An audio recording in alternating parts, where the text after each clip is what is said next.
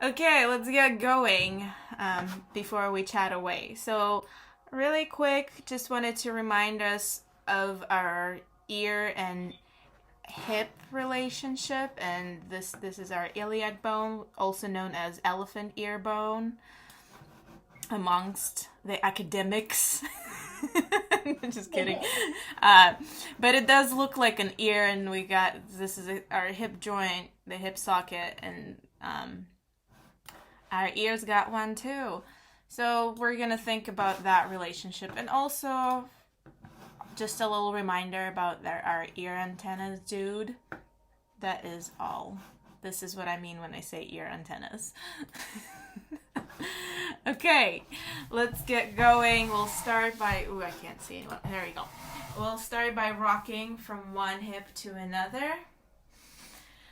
And as we do that, right away, let's start picking up on the sounds in our space and around our space. Obviously, the sound of my voice is quite prevalent, but also there are all these sounds around us. And right away, we can start imagining those ear antennas, reaching and picking those up. And almost as if our ears are way further out than they actually are. And with our elephant ear bones, we can do the same. What if we could hear with our hips too? And with that in mind, we'll start walking towards the back of the chair or whatever it is that we're sitting on and back to the front. And we'll take a couple of trips. And as we're stepping, you can imagine two opposite ear and hip antennas grabbing the sounds from the opposite sides. So you kind of get a full 360 degree of awareness here. And by the way, for this, I've gotten rid of my squeaky chair because it was driving me nuts. so it's nice and quiet on my end. Okay.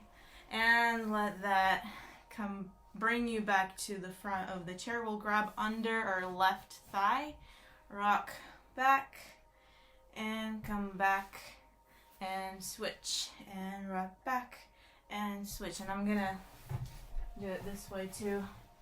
Rock back, so our whole torso is rocking really. But it still creates a little movement in the hip, and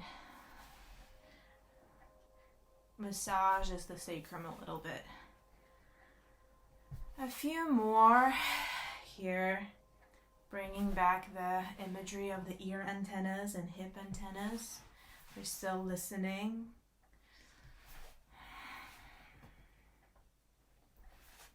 And finish up so that you've gotten both sides. And then we'll widen the feet a little wider than the hips, and then let the knees fall into one another. And then notice how that widens the lower back, the sacrum area. And then we'll bring the hands to the cheekbones, which are kind of the knees of our face. Inhale here, and gently press them in towards one another. And again, notice how that opens the space in the back of the head. I will stay here for the next couple breaths.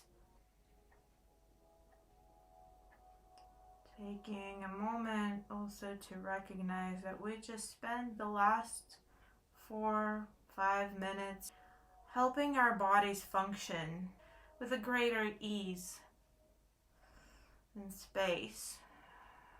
Just a nice reminder that we can be our own guide sometimes.